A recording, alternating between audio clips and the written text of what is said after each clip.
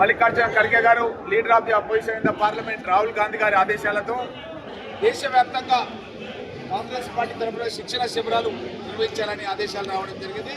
Congress party అధిష్టానం నన్ను ఈ శిక్షణ శిబిరాలకు సంబంధించి ఒక కమిటీ ఏర్పాటు చేసి రాష్ట్ర స్థాయిలో చైర్మన్గా అపాయింట్మెంట్ చేయడం జరిగింది.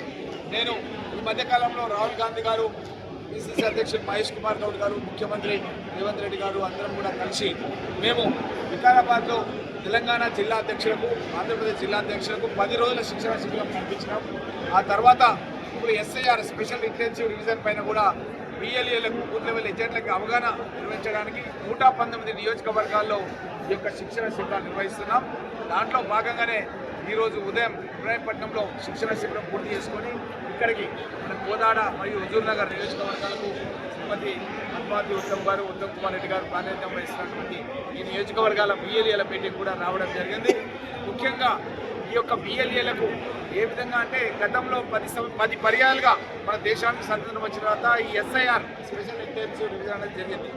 ఈ 10 పర్యాల తర్వాత ఎప్పుడు కూడా 22 ఏళ్ళ గ్యాప్ వచ్చేసింది. 2002 నుంచి ఇప్పుడు మనం 26లో ఉన్నాం. అంటే 24 ఇయర్స్ తర్వాత మనం మళ్ళొకసారి మన ఉమ్మడి ఆంధ్రప్రదేశ్లో చేయడం జరిగింది. ఇప్పుడు తెలంగాణ రాష్ట్రంలో మనం ఎస్ఐఆర్ నిర్వహిస్తున్నాం. ఈ ఎస్ఐఆర్ అనేది ఎలక్షన్ కమిషన్ ఆఫ్ ఇండియా వెంగు అని గతం లోపల ఎవరైతే మనకు అప్పుడు చైర్మన్గా ఉన్నానో, మనకు కమిషనర్గా ఉన్నానో ఆయన నిర్వహించిందే. మళ్ళీ తర్వాత ఇప్పుడు నిర్వహిస్తున్నారు. ఈ యొక్క కార్యక్రమంలో కాంగ్రెస్ పార్టీ బిఎల్ఏలకు అవగాహన కల్పించాలి. బిఎల్ఓలతో కలిసి డోర్ టు డోర్ ఈ నెల 24వ తారీఖు నుంచి ఒక నెల షెడ్యూల్ ఉంది, డోర్ టు డోర్ తిరిగేది. ఆ షెడ్యూల్లో మా బిఎల్ఏలు కూడా కలిసి తిరిగే విధంగా వాళ్ళకు ట్రైనింగ్ నిర్వహిస్తున్నాం.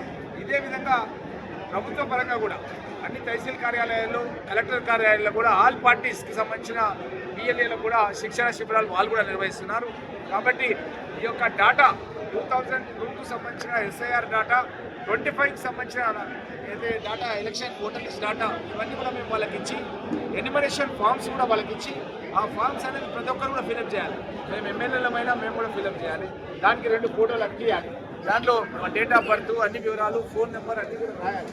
రాసి సబ్మిట్ చేస్తే ఆ వివరాలతో ఒక డ్రాఫ్ట్ ఓటర్ లిస్టు బూత్ల వారిగా తయారైంది.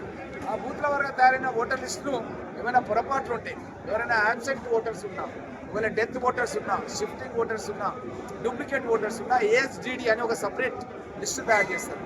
ఆ లిస్టు తయారు చేసిన తర్వాత దాంట్లో ఏమైనా పొరపాట్లు ఉన్నా ఒక టేబుల్ టాప్ యాక్టివిటీ అనేది చేస్తాం. మేము మా యొక్క ముఖ్యమైనటువంటి ఏజెంట్లంతా కూర్చొని ఒక టేబుల్ పైన ఇది కరెక్ట్, ఇది రాంగ్, వాళ్ళు చేసిన వర్క్ పైన ఒక నిర్ధారణ చేసుకుంటాం. బిఎల్ఓలు చేసిన పని మీద నిర్ధారణ చేసుకున్న తర్వాత దాన్ని వారి దృష్టికి తీసుకెళ్లి సరిదిద్దే ప్రయత్నం చేస్తాం.